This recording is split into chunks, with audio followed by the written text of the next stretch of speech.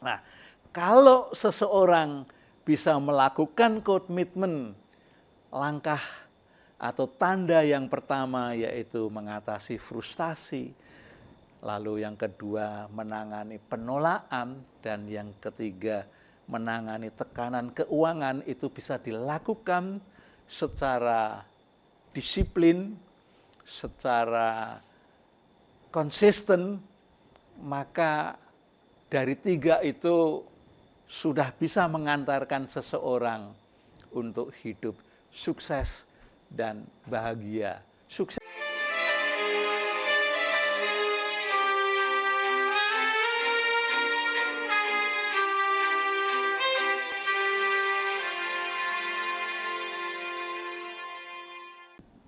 Sahabat usia emas, pada saat ini ingin bincang-bincang secara khusus mengenai tanda yang dapat ditelusur, yang dapat diikuti oleh siapapun yang ingin hidupnya sukses dan bahagia. 5 tanda ini saya peroleh dari buku Unlimited Power, karya dari Anthony Robbins. Anthony Robbins ini orang pembicara yang sungguh sangat luar biasa dan menginspirasi banyak orang terkenal di dunia. Nah, Anthony dulunya juga orang-orang yang kategori hidup sangat-sangat memprihatinkan. Tetapi ada kemauan yang luar biasa untuk terus maju, mengembangkan dirinya, sehingga dia juga berubah menjadi manusia yang luar biasa. Ya, unlimited power. Jadi ada kekuatan, kuasa yang tak terbatas. Itu bisa dilakukan oleh Anthony Robbins. Nah, Anthony Robbins dalam buku tadi mengemas 5 tanda, 5 arah yang dapat memberikan tujuan untuk menuju sukses dan bahagia. Apa sih arah dan tanda untuk menuju sukses dan bahagia itu? Tapi sebelum ke sana, bahwa sukses sesungguhnya tidak selalu dihubungkan dengan jabatan, tidak selalu dihubungkan dengan materi. Karena sukses yang diungkapkan oleh Anthony Robbins ini bisa dilakukan oleh siapa saja, dari golongan apa saja, usia juga tidak membatasi. Nah, berikutnya kelima langkah yang mengarahkan seseorang untuk menuju ke sukses dan bahagia itu sebagai berikut. Yang pertama, yaitu seseorang harus dapat menangani tentang frustasi. Memang orang yang frustasi itu menjadikan dia tidak bisa maju ke atas. Ya, apa yang sudah direncanakan, karena ada rintangan, ada hal-hal yang mempengaruhi sulitnya pencapaian tujuan, hingga seseorang itu bisa frustasi. Nah, kalau orang sudah frustasi, maka peluangnya sangat mudah untuk tidak menjalankan apa yang sudah direncanakan. Yang kadang-kadang sudah ditulis untuk mencapai dengan komitmen-komitmen hariannya untuk mencapai cita-cita itu. Jadi sekali lagi, frustasi ini harus dapat ditangani dengan baik oleh siapapun. Jadi jangan sampai seseorang untuk mencapai cita-citanya frustasi. Cita-cita itu banyak sekali, bisa tentang sekolah, bisa tentang kesehatan, bisa tentang pernikahan, bisa tentang keuangan, dan masih banyak cita-cita yang dapat dikembangkan. Yang kedua, seseorang harus dapat menangani penolakan. Banyak sekali penolakan-penolakan yang dapat membuat seseorang juga gagal menjalankan apa yang dicita-citakan. Siapapun yang sudah memiliki mimpi-mimpi, seringkali juga ada penolakan.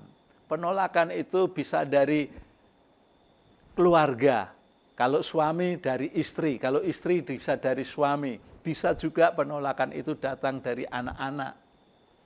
Ya, apalagi orang-orang yang sudah memasuki usia pensiun, usia lansia, anak-anak itu campur tangannya luar biasa. Orang tua, ayah, ibu, nggak usah ikut bepergian ke sana kemari, yang itu membuat capek, yang itu bisa membuat sakit, yang itu bisa membuat ya badan nggak bagus begitu. Jadi penolakan kalau dari keluarga seperti itu. Tapi penolakan bisa juga berasal dari teman, bisa berasal dari lingkungan, dalam arti teman-teman yang dulu seperjuangan, atau dalam teman-teman organisasi. Penolakan bisa terjadi di mana-mana. Nah, kalau kita kalah dengan penolakan, ya, maka pasti akan gagal apa yang sudah dicita-citakan, apa yang sudah direnungkan untuk mewujudkan suatu sukses dan kebahagiaan. Tapi sekali lagi, penolakan harus diatasi. Apalagi orang yang berjualan, sales-sales itu. Ya, penolakan akan terus dilakukan oleh banyak orang. Ya, pernah ada orang yang sukses, kesekian kali baru bisa sukses karena penolakan-penolakannya. Ya, saya punya teman di sales mobil, setelah sekian bulan, 6 bulan, ada penolakan-penolakan, ternyata baru bulan ke-6 menelurkan satu follow up yang bisa memberikan kebahagiaan bagi dirinya. Dari penolakan itu yang akhirnya menghasilkan dan terus-menerus akhirnya juga bisa menjadi untuk mengantarkan kesuksesan. Nah, yang ketiga, jalan menuju sukses dan bahagia itu yaitu menangani tekanan keuangan. Nah, secara umum manusia itu bekerja pasti untuk mendapatkan uang. Tidak ada yang tidak, kecuali mereka yang lahir begitu lahir sudah menjadi keturunan orang kaya. Itu tidak memikirkan tentang bekerja dan uang, karena semua sudah terwujud dengan baik. Tapi secara umum manusia sekolah, lalu sampai ke perguruan tinggi, begitu selesai umumnya mencari pekerjaan. Apakah itu mencari pekerjaan melalui institusi, baik itu institusi pemerintah ataupun melalui institusi non-government. Ada juga yang mencoba berwirausaha, mendirikan usaha sendiri. Itu juga lebih susah lagi. Karena kalau yang mendirikan usaha sendiri belum tentu 1 bulan, 2 bulan, 3 bulan, 4 bulan, 5 bulan bekerja bisa menghasilkan uang. Tetapi kalau bekerja di institusi, baik pemerintah maupun non-pemerintah, begitu 1 bulan bekerja, bulan berikutnya akan ada penghasilan. Apakah penghasilannya itu tetap, apakah itu penghasilannya tidak tetap. Yang penting ada penghasilan. Nah, itu secara umum seseorang bekerja. Tapi setelah bekerja dan mendapatkan uang, ternyata bisa bikin pening kepala. Kenapa begitu? Karena misalnya saja ini, seseorang bekerja, mendapat upah 1 bulannya 2.800.000. Upah itu menurut standar yang ditentukan oleh kota atau provinsi tertentu misalnya. Dalam prakteknya, uang 2.800.000 itu dalam memenuhi kebutuhan 1 bulan kurang. Kurangnya cukup besar, yaitu sampai 3.800.000. Jadi kurangnya 1 juta rupiah 1 bulan. Nah, itulah yang dimaksud dengan tekanan keuangan. Akhirnya orang itu mencari jalan keluar bagaimana memenuhi kebutuhannya. Nah, kalau seseorang bisa mengatasi tekanan keuangan, maka hal itu bagus.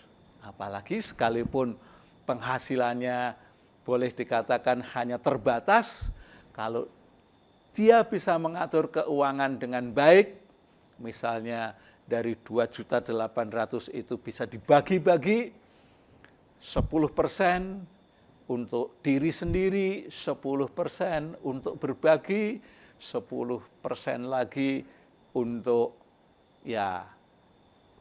lembaga-lembaga, apakah itu masjid, apakah itu gereja, maka dia hanya mencoba hidup dari 70%-nya saja. Kalau itu bisa dilakukan, maka dia mampu mengatasi tekanan keuangan. Nah, tekanan keuangan ini boleh dikatakan orang-orang di manapun tempatnya banyak sekali yang merasakan seperti itu.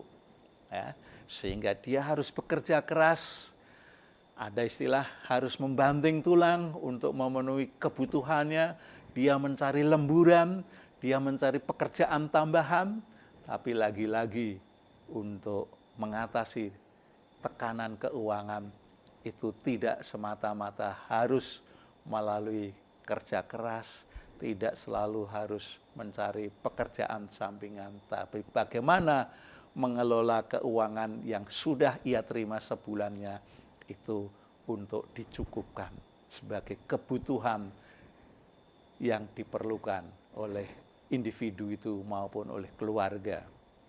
Nah, kalau seseorang bisa melakukan komitmen, langkah atau tanda yang pertama yaitu mengatasi frustasi, lalu yang kedua menangani penolakan, dan yang ketiga menangani tekanan keuangan, itu bisa dilakukan secara disiplin, secara konsisten, maka dari 3 itu sudah bisa mengantarkan seseorang untuk hidup sukses dan bahagia. Sukses dalam hal ini tidak selalu berhubungan dengan jabatan, sukses dalam hal ini tidak selalu berhubungan dengan keuangan, tapi sukses dalam hal ini yaitu untuk memenuhi kebutuhan sendiri yang pada akhirnya dia juga mampu berbagi. Lalu yang keempat itu menangani kecenderungan berpuas diri. Nah, inilah yang paling bahaya. Seseorang kalau sudah mendapat sukses, kadang-kadang bisa berpuas diri. Nah, dengan cara apa dia berpuas diri? Mungkin yang pertama, dia membandingkan kehidupan dengan teman-temannya.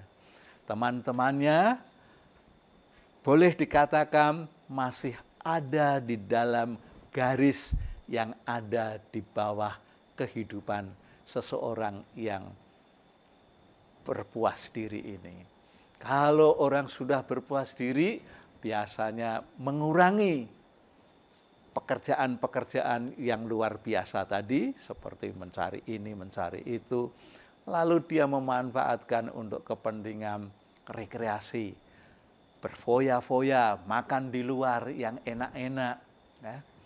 Dan akhirnya karena dia berpuas diri bisa jatuh, ya, bisa jatuh. Ini banyak sekali tokoh-tokoh dunia yang bisa berpuas diri lalu jatuh. Pernah ya kita mendengar Mike Tyson yang sekali main ada juta-juta rupiah yang dia terima, dan pada ujungnya juga mengalami kepahitan di dalam hidupnya karena uangnya bisa ludes. Jadi untuk berpuas diri ini harus dijaga betul-betul. Jangan sampai orang berpuas diri karena kesuksesan dan kebahagiaan yang sudah diterima, dilakukan dengan cara yang berbeda. Lalu yang terakhir, tanda atau arah yang kelima, yaitu memberi dengan cara memberi lebih daripada yang diharapkan. Jadi seseorang kalau sudah bisa memberi, misalnya bisa memberi 100.000, tapi dia mampu dan mau memberi di atas 100.000. Ya, misalnya menjadi 150.000 atau 200.000. Memberi dengan sukarela, memberi dengan ketulusan, memberi dengan penuh semangat, dan memberi dengan kesenangan. Karena dengan memberi itu, seseorang dalam hal-hal tertentu, misalnya dalam ajaran-ajaran agama tertentu, ibaratnya benih yang ditaburkan, sehingga benih itu pun kelak bertumbuh dari kecil bertumbuh, dan akhirnya bisa menjadi besar dan memberikan buah tersendiri bagi diri orang yang memberi maupun bagi orang yang ada di sekitarnya, karena buah yang begitu banyak. Itulah 5 tanda, 5 arah yang menuju sukses dan bahagia ala Anthony Robbins yang tertuang dalam Unlimited Power. Sampai ketemu pada kesempatan yang berbeda.